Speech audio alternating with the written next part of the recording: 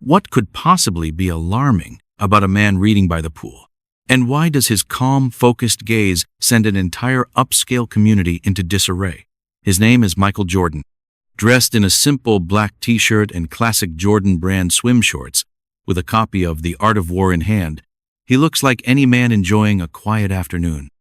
Then Karen Williams appears, clutching her clipboard like a formal indictment. Her designer sundress flutters dramatically in the breeze, emphasizing both her entitled posture and the disdain in her eyes for someone she clearly believes doesn't belong. Walking beside her is Brad, a tall, rigid security guard who clings to protocol like a lifeline, adjusting his shoulder radio while throwing Michael a look thick with suspicion. They march directly up to him without so much as a greeting or pause. And in a tone devoid of warmth, they declare that this area is reserved for residents of the high-rise, those who can truly afford to enjoy such an exclusive pool. Michael doesn't get angry. He simply smiles softly, calmly, as if he's seen this scene unfold 100 times before. What happens next will upend the entire community. Are you ready? Michael rises slowly from his chair, folding the corner of page 47 with deliberate care. His movements are measured, unhurried, the kind of controlled grace that comes from years of high-pressure games and championship-winning shots. He places the book precisely on the small side table, spine aligned with the edge. "Excuse me," he says, his voice carrying the mild confusion of someone genuinely puzzled. "Is there some kind of problem?" The woman with the clipboard stops 3 feet away, her blue eyes scanning Michael from head to toe with undisguised suspicion. Karen Williams, as her community board badge proudly declares, plants herself firmly on the Italian marble deck. At 50, she carries herself with the self-appointed authority of someone who has never been told no by a homeowners association. "I'm Karen Williams, head of the Community Standards Committee," she announces, tapping her pen against the clipboard. "I've been a resident here for 3 years, and I've never seen you before. Do you have a member card?" Behind her, Brad Chen adjusts his security cap and steps forward. At 35, he's built like someone who takes his gym membership seriously, but his nervous energy suggests he's more comfortable checking parking violations than confronting potential trespassers. His hand hovers near the radio on his belt. "Ma'am's right." Brad chimes in, his voice carrying the practiced authority of mall security. "This area is restricted to residents and their registered guests only. I'm going to need to see some identification." Michael tilts his head slightly, still maintaining that same calm demeanor. "I live here," he says simply. His tone is neither defensive nor aggressive, just matter-of-fact. Karen's laugh is sharp, cutting. "Live here? Where exactly? The townhomes on the other side of the complex?" Her eyes narrow as she takes in his casual attire, the absence of any visible designer labels beyond the iconic logo on his shorts, which she fails to recognize. "Because this pool is exclusively for the high-rise residents, the people who can actually afford the premium amenities." A small crowd begins to gather at the pool's periphery. Mrs. Chen from the 14th floor peers over her romance novel. The Martinez family pauses their approach to the kiddie pool. Even the maintenance staff near the equipment shed turn to watch the unfolding drama. Brad pulls out his smartphone, fingers flying across the screen. "I'm checking our resident registry now. No unauthorized pool usage allowed. It's in the community bylaws." He looks up from his device, shaking his head. "Sorry, sir, but there's no record of any pool reservation under. What was the name?" "I didn't give you one," Michael replies smoothly. "New policy," Karen says smugly, making a note on her clipboard. "Implemented last month to prevent overcrowding. All residents must register their pool usage 24 hours in advance." It's clearly posted on the community app and the lobby bulletin board. Michael nods slowly, processing this information. His fingers drum once against his thigh, a subtle gesture that might be impatience or something else entirely. Around the pool, conversations have dropped to whispers, but the attention remains focused squarely on the developing confrontation. "I see," Michael says finally. "Well, I appreciate you both taking your responsibilities seriously. Community standards are important." He pauses, letting his gaze sweep across the gathering crowd before returning to Karen's expectant face. I was hoping to swim a few laps before dinner. Is there perhaps some kind of exception process? The question hangs in the air like a challenge neither Karen nor Brad seems prepared to handle. Karen's clipboard rises like a shield between herself and Michael, her manicured fingernails tapping an impatient rhythm against the plastic surface. Exception process? She repeats, her voice climbing half an octave. Sir, the rules exist for everyone. We can't just make exceptions because someone decides to show up unannounced.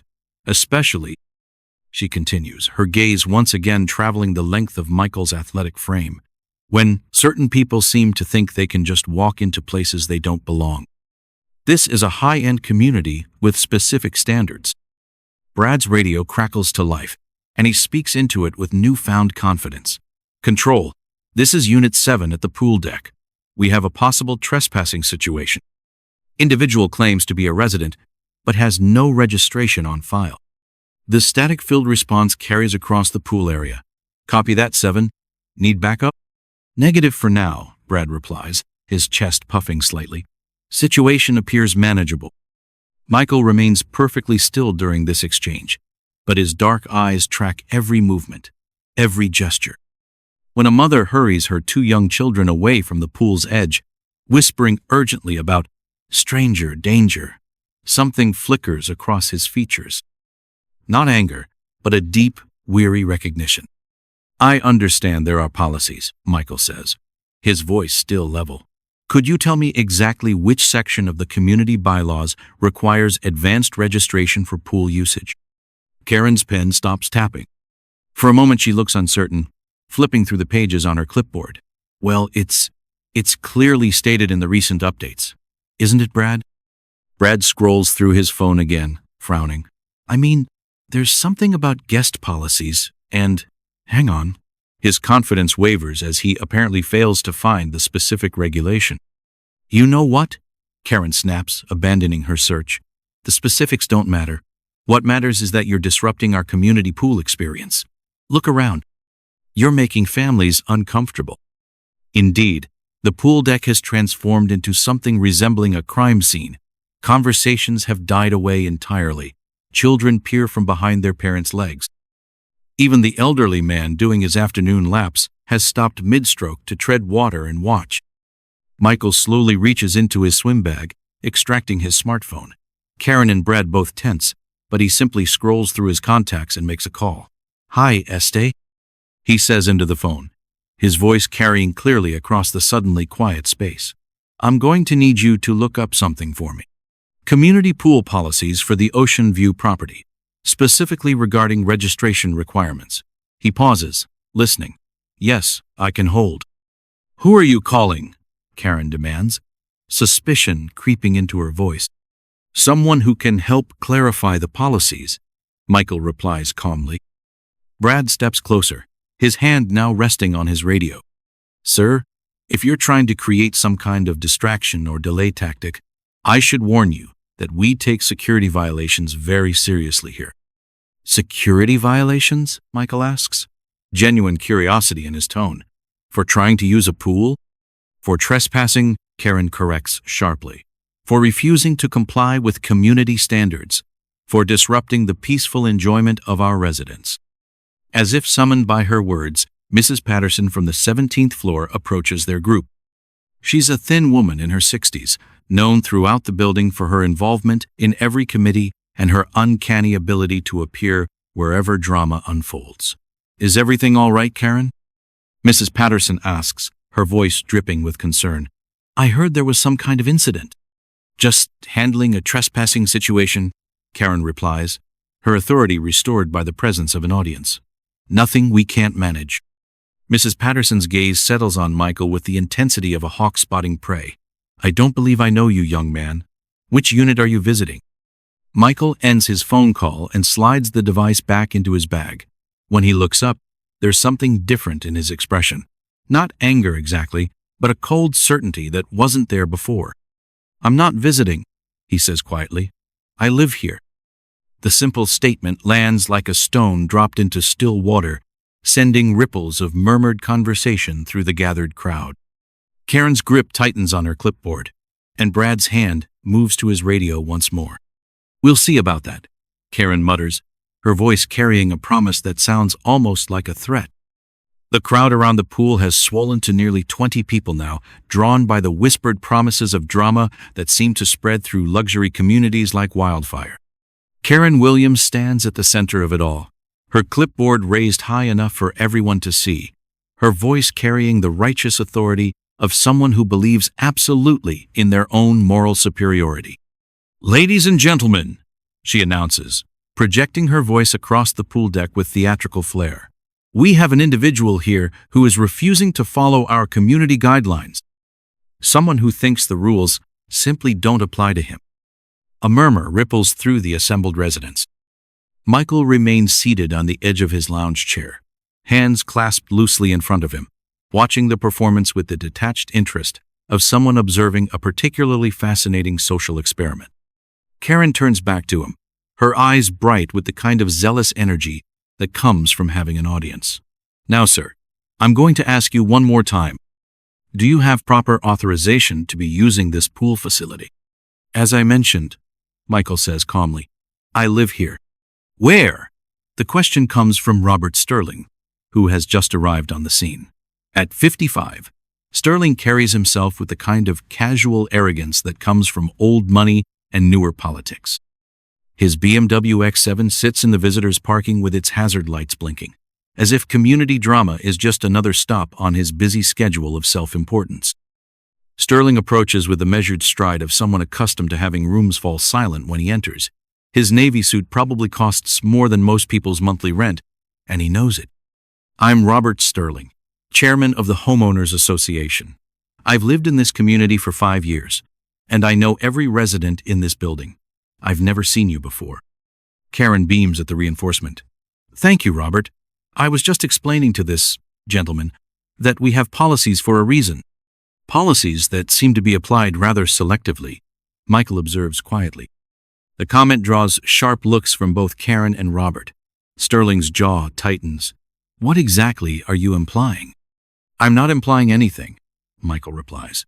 "I'm simply noting that in the 20 minutes I've been sitting here, I've watched a dozen people use this pool. None of them were asked for identification or proof of registration." Brad shifts uncomfortably, his radio crackling with static. "Sir, that's different. Those are known residents." "Known how?" Michael asks. "Did you check their faces against a database? Verify their unit numbers? Or did you simply assume they belonged because they looked like they belonged?" The question hangs in the air like smoke, visible to everyone but impossible to clear away. Several residents in the crowd exchange uncomfortable glances. The Martinez family, still hovering at the pool's edge with their young children, begins to quietly gather their belongings. Karen's face flushes red. "That's completely different, and you know it. Those people are established members of our community. They've contributed to our property values, our community standards. They understand what it means to be part of something exclusive." "And what exactly do I not understand?" Michael asks. Robert steps forward, his voice dropping to what he probably thinks is a menacing whisper, but carries clearly across the water. "You want to know what you don't understand? You don't understand that this is a 50 million private facility. You don't understand that people here have worked their entire lives to afford this level of luxury. You don't understand that when you try to sneak into places you don't belong, you're stealing from people who've earned their place here." The words hit like physical blows. Around the pool, residents shift nervously. Some nod in agreement. Others look away, suddenly finding their phones or their books intensely interesting. Karen pulls out her phone, opening the camera app. "You know what? I think our community Facebook page needs to know about this. Residents have a right to know when security issues arise." She begins filming, her voice taking on the performative quality of someone accustomed to social media drama. This is Karen Williams, reporting a trespassing incident at our beautiful Ocean View community pool. Despite repeated requests to provide proper identification, this individual continues to refuse compliance with our established protocols. "Ma'am," Brad interjects, though his voice lacks conviction, "maybe we should handle this through official channels first." "Official channels?" Robert laughs, the sound sharp and unpleasant. Brad, this man has had multiple opportunities to resolve this situation peacefully. He's chosen confrontation instead of cooperation. What does that tell you about his character? Michael reaches for his phone, and immediately, 3 people tense. Karen stops filming, Brad's hand moves to his radio, and Robert takes a half step backward. Relax, Michael says, his voice carrying the first hint of amusement they've heard. I'm just sending a text message.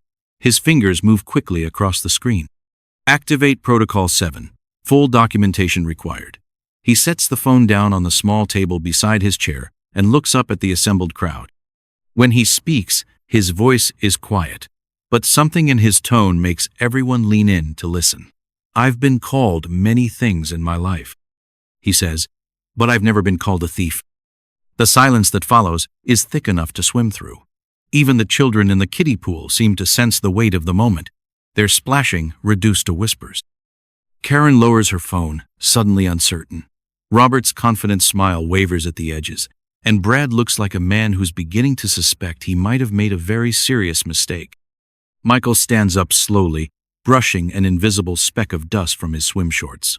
I think, he says, it's time for some people to learn exactly who they're talking to. The tension around the pool ratchets higher as Robert Sterling's assistant, Jessica, arrives with a leather portfolio tucked under her arm and the kind of urgency that suggests someone's afternoon is about to be ruined. At 32, Jessica moves with the efficient precision of someone who makes her living solving other people's problems. But today, she looks like she's walking into one she can't fix. Mr. Sterling, she says, slightly breathless from what must have been a sprint from the parking garage. I came as soon as I got your message about the security situation. Robert nods approvingly, clearly relishing the opportunity to demonstrate his influence. Jessica, meet our trespasser. Perhaps you can help explain to him what kind of legal consequences he's facing. Jessica glances at Michael, then at the growing crowd, then back at her employer with obvious confusion. Sir, what exactly would you like me to explain? Trespassing charges, for starters. Karen interjects, waving her phone like evidence. Disturbing the peace. Probably fraud, since he's claiming to be a resident when he clearly isn't. The crowd has grown again, now including nearly 30 residents and staff members. Word has spread through the building's group chat, drawing people from their apartments like viewers to a car accident.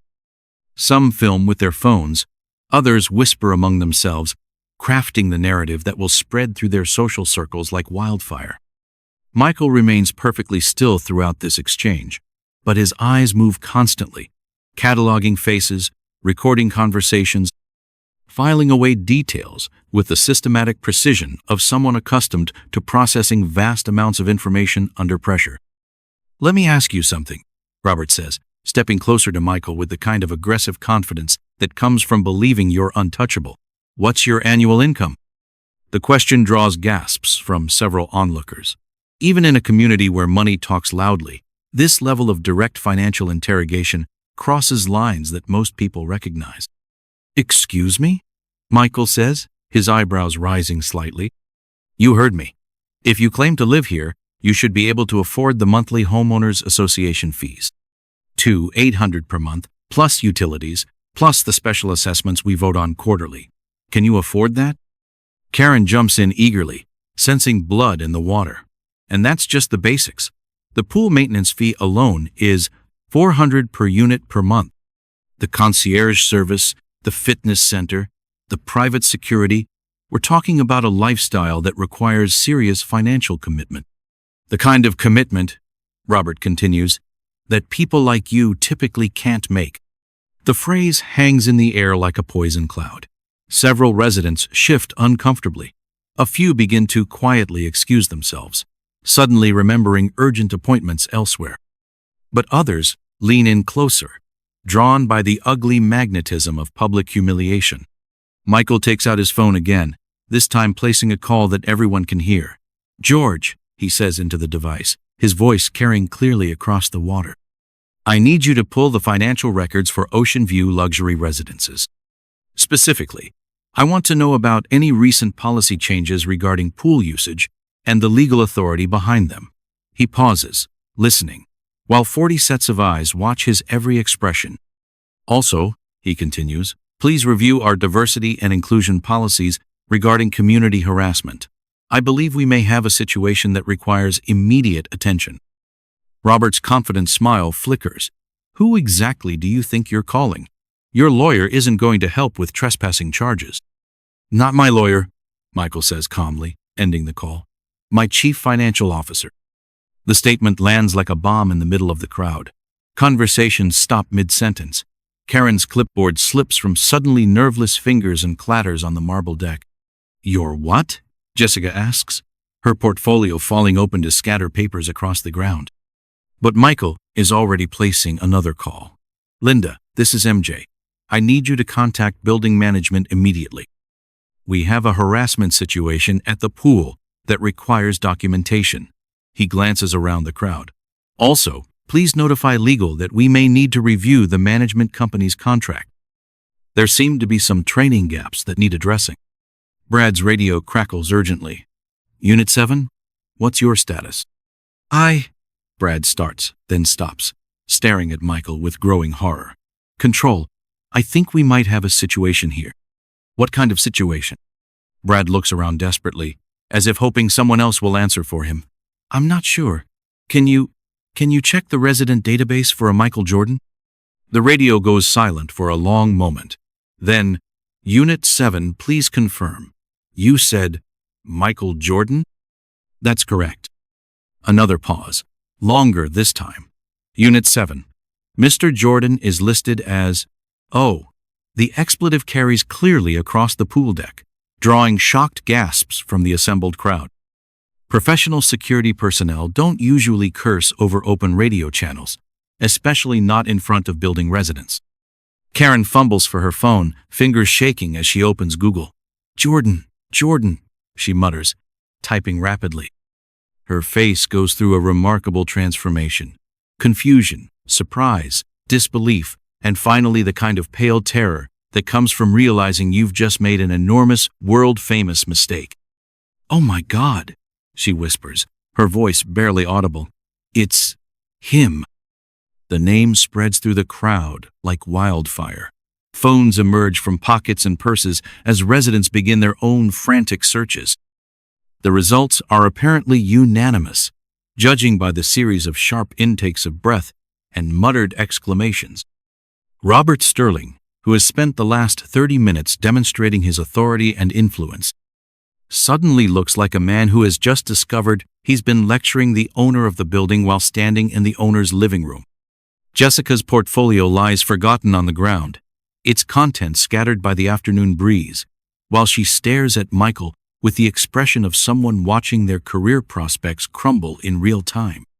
And Michael Jordan, the basketball legend, the global icon, the billionaire businessman, and the man who personally invested in the construction of this entire luxury community, sits quietly in his swim shorts, watching 30-plus people realize simultaneously that they have just participated in the public humiliation of one of the most famous men on the planet.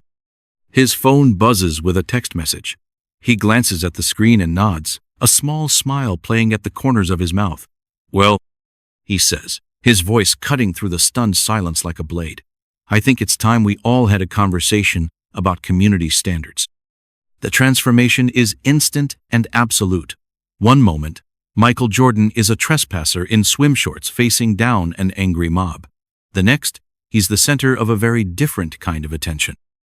The kind that comes when people suddenly realize they've been barking orders at the person whose brand they probably have in their own closets. His phone rings, the sound cutting through the stunned silence like a fire alarm. Michael answers on speaker, his voice calm and professional. Jordan Brand, this is Michael. Mr. Jordan, comes a crisp female voice that carries the authority of someone accustomed to handling crises. This is Linda Walsh, your executive assistant. I have George from legal on conference, along with David from community relations. We understand there's been an incident at the Ocean View property. The crowd around the pool has gone dead silent. Even the children in the kiddie pool seem to sense that something monumental is happening, their splashing reduced to nervous whispers. That's correct, Linda, Michael says, his eyes sweeping across the assembled faces. We have what appears to be a systematic harassment issue, involving building management and several residents. Sir, George's voice crackles through the speaker. We've reviewed the security footage from the past hour. The legal implications are significant. Robert Sterling's face has gone the color of old concrete. His mouth opens and closes, soundlessly like a fish gasping for air. Jessica has abandoned any pretense of professional composure and is simply staring at Michael, with the expression of someone watching their world collapse in slow motion.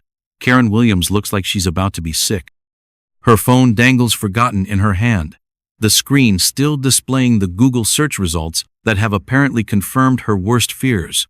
Michael Jordan, net worth $3 billion, philanthropist, owner of the Charlotte Hornets. Michael reaches into his swim bag and withdraws a thin leather wallet. From it, he extracts a black titanium card and places it carefully on the pool table where everyone can see it. The card reads, Ocean View Luxury Residences, founding investor, Michael Jordan, Penthos. I moved into the penthouse 3 years ago, Michael says conversationally, as if discussing the weather. Before that, my investment group funded a significant portion of the construction. I wanted to make sure we got it right. Brad, the security guard, looks like he wants to disappear into the marble deck. His radio has been broadcasting a steady stream of increasingly frantic communications from the control room, but he seems unable to respond to any of them. The pool, Michael continues, tapping the glass surface of his phone to display architectural plans, was actually my personal addition to the original design. The initial blueprints called for a much smaller facility, but I felt the community deserved something special. The renovation cost was $2.3 million. He scrolls through the plans with casual familiarity, highlighting different sections as he speaks. The Italian marble deck, the infinity edge system, the integrated spa, all my specifications. I wanted this to be a place where families could create memories, where neighbors could build relationships, where everyone could feel welcome. The irony of that last statement hangs heavy in the afternoon air. Linda Walsh's voice continues through the speaker. Sir, we have representatives from the mayor's office requesting a statement. Apparently, this incident has already been posted to social media, and they're concerned about the city's relationship with the Jordan brand. Michael glances at Karen, who flinches as if he'd struck her. Karen, I believe you were live streaming this conversation? She nods mutely, her Facebook Live still running to an audience that has grown to over 80 viewers and is climbing rapidly. Good, Michael says. Transparency is important. Linda, please coordinate with our PR team. I want a full statement released within the hour. Of course, sir. Also, the building management company has requested an emergency meeting. They seem to understand that their contract may be in jeopardy. They should be concerned. Michael replies. When security protocols are applied discriminatorily, when residents are harassed based on appearance rather than behavior, when community standards become weapons for prejudice, yes, contracts should be reviewed. Robert Sterling finally finds his voice, though it comes out as barely more than a whisper. Mr. Jordan, we had no idea. If we had known who you were. Michael turns to face him directly, and for the first time, there's real steel in his expression. Mr. Sterling, do you understand what you just said? Robert looks confused, then horrified, as the implication sinks in. I didn't mean, that's not what You meant that if you had known I was wealthy and famous, you would have treated me with respect. Which implies that you believe respect is something that should be earned through status, rather than granted through basic human decency. The crowd has grown again, but now it's a very different kind of gathering. Building management personnel have arrived, looking as though they're attending their own funeral. Several residents who had earlier watched with amusement or approval now seem to be studying their shoes with intense fascination. Michael's phone buzzes with another call. Excuse me, he says, answering. Michael Jordan. Sir, this is Chief Patterson with City Police. We've received multiple calls about a disturbance at your property. Is everything under control? Everything's fine, Chief. Just a community education opportunity. No police response needed. Copy that, sir. We'll mark it resolved. Have a good afternoon. As Michael ends the call, he notices that several people in the crowd are quietly trying to edge away from the pool area, but his voice stops them. Please don't leave, he says, his tone carrying the kind of quiet authority that comes from years of commanding a huddle in the final seconds of a championship game. I think we all have something to learn from this experience. He stands up slowly, his casual swim attire somehow transformed into a symbol of just how wrong everyone's assumptions had been. When he speaks again, his voice carries across the water with perfect clarity. For the record, I didn't reveal my identity to prove that I belong here. I revealed it to demonstrate just how toxic your assumptions about who belongs where really are. The silence that follows is broken only by the gentle lapping of water against the pool's infinity edge and the distant hum of traffic from the city below. Now, Michael says, let's talk about what happens next. The reckoning begins with a phone call that Robert Sterling receives while still standing frozen at the pool's edge. His ringtone, a pompous classical piece that probably cost more than most people's phones, cuts through the tense silence like a warning bell. Sterling Industries, this is Robert, he answers, his voice shaky but attempting to maintain some semblance of professional composure. The conversation that follows is visible to everyone present, played out in Sterling's increasingly pale complexion and the way his free hand begins to tremble slightly. What do you mean terminated? He says into the phone. All of them? But we've had those contracts for… Yes, I understand it's effective immediately. But surely we can discuss… He looks up to find Michael watching him with mild interest, as if observing a particularly predictable laboratory experiment. The Jordan brand? Sterling whispers, the phone still pressed to his ear. They're canceling everything. All our corporate partnerships. My biggest client. His voice rises to a near whine. How was I supposed to know he was? Michael raises a hand, and Sterling's mouth snaps shut like a trap. The contracts weren't canceled because of who I am, Michael says calmly. They were canceled because of who you revealed yourself to be. The Jordan brand has a zero-tolerance policy for discriminatory behavior from our partners. It's clearly stated in every agreement we sign. Karen Williams, meanwhile, has discovered that her Facebook live stream has become a viral phenomenon for all the wrong reasons. Her phone screen shows a steady stream of comments, none of them supportive. Oh God, she moans, scrolling through the responses. They're sharing it everywhere. It's been viewed 0 times in the last 10 minutes. The comments visible on her screen are brutal. This is what racism looks like in 2025. Imagine harassing Michael Jordan for using his own pool. Karen Williams just destroyed her own life on livestream. Her community board position, which she had wielded like a weapon just an hour earlier, evaporates with a series of text messages from other board members. Each notification brings another resignation from joint committees, another withdrawal of support, another bridge burned in the small, interconnected world of luxury community politics. The Homeowners Association will be voting on new leadership next week, one message reads. Your resignation would be appreciated before then. Jessica, Robert's assistant, receives her own devastating phone call. Her employment with Sterling Industries ends with a terse conversation about liability concerns and image problems. The portfolio that had scattered across the pool deck when she dropped it now seems prophetic, her career prospects scattered just as thoroughly. But it's Brad, the security guard, who faces the most immediate consequences. His radio crackles to life with a call from his supervisor that everyone can hear. Chen, what the hell is going on over there? Sir, there's been a misunderstanding. A misunderstanding? We've had calls from the mayor's office, the police chief, and the head of the Jordan brand's legal department. You want to explain to me how checking a pool pass turned into a federal incident?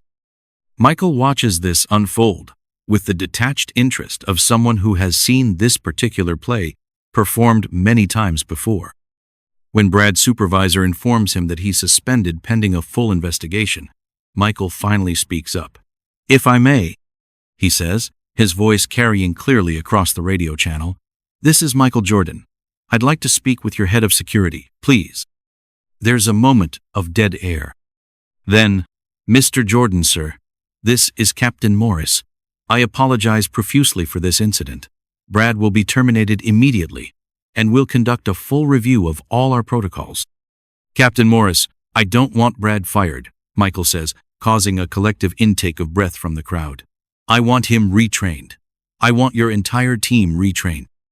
And I want a detailed report on how this situation was allowed to develop." The radio crackles with surprised acknowledgement, and Michael turns his attention back to the assembled crowd. The social media avalanche continues to build momentum. Local news stations have picked up the story from Karen's viral live stream.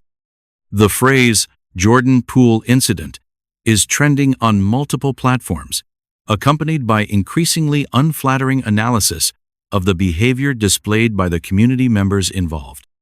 Robert Sterling's business, built over decades of careful networking and political connections, crumbles with stunning speed. By the time the sun begins to set behind the luxury towers, 3 more of his major clients have called to terminate their relationships. His wife, reached by reporters, issues a statement through her attorney, declaring her deep embarrassment and commitment to making amends. Karen Williams watches her social media presence transform from community leader to cautionary tale in real time. The video of her confronting Michael has been edited, analyzed, and shared across every platform, usually accompanied by commentary about privilege, assumptions, and the consequences of public racism. "I'm getting death threats," she whispers to no one in particular, staring at her phone screen. "People are posting my address, my husband's business information, my children's school." Michael overhears this and shakes his head. "That's not justice," he says firmly. "That's mob mentality, and it's not what I wanted." He pulls out his phone and places another call.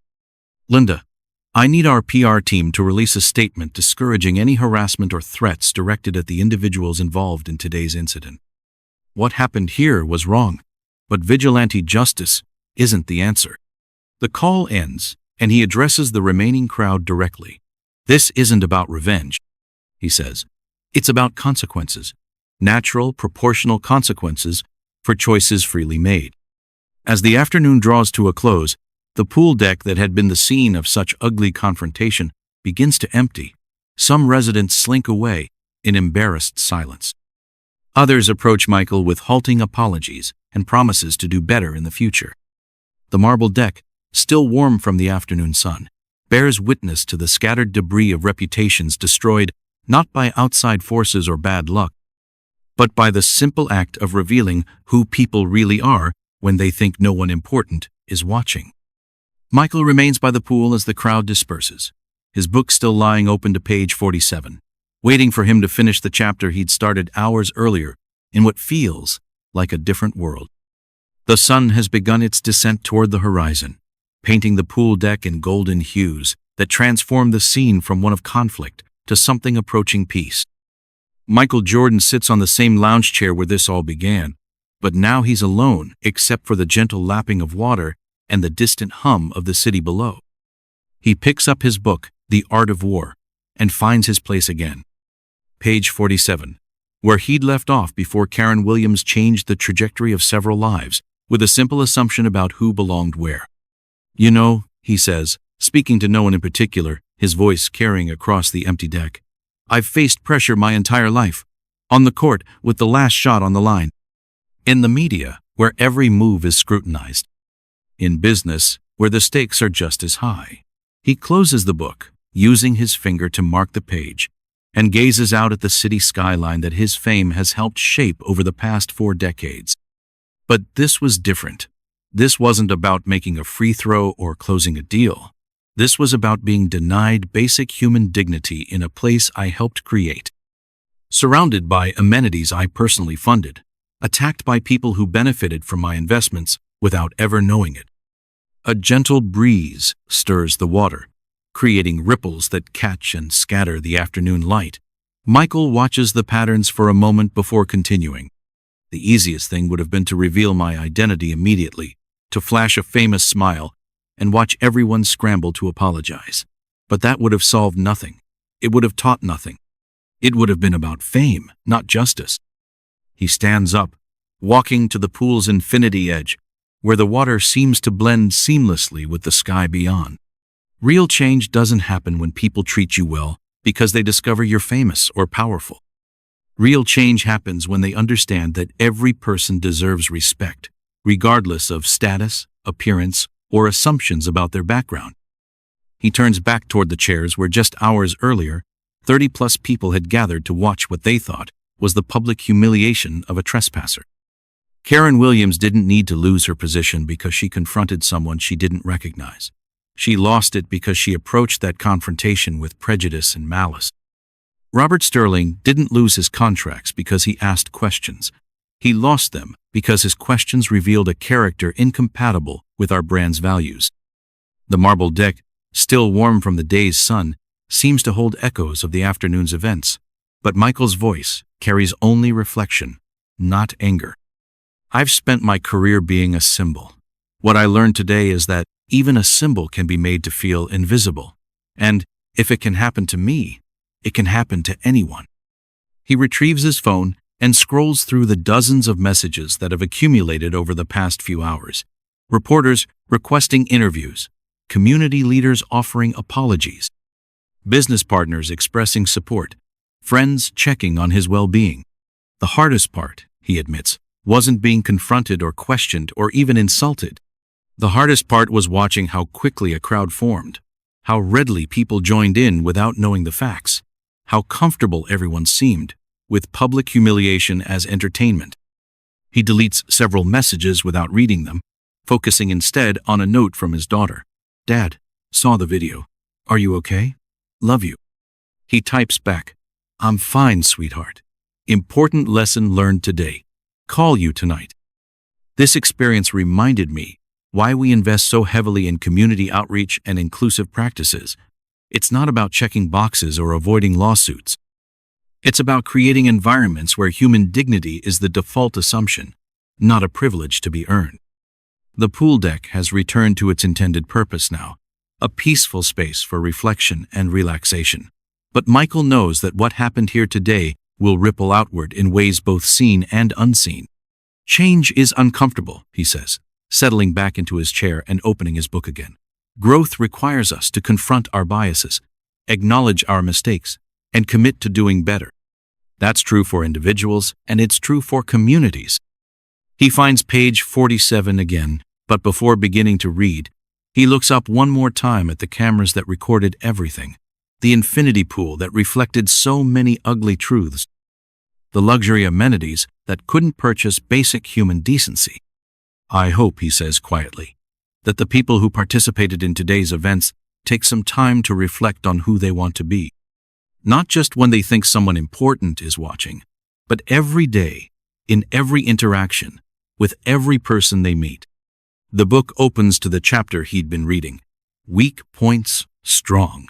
Michael smiles slightly at the irony and begins to read, finally able to enjoy the 30 minutes of peace he'd originally come here to find. The story of what happened at the Ocean View pool that afternoon doesn't end with Michael Jordan returning to his book and the crowd dispersing into the golden evening light.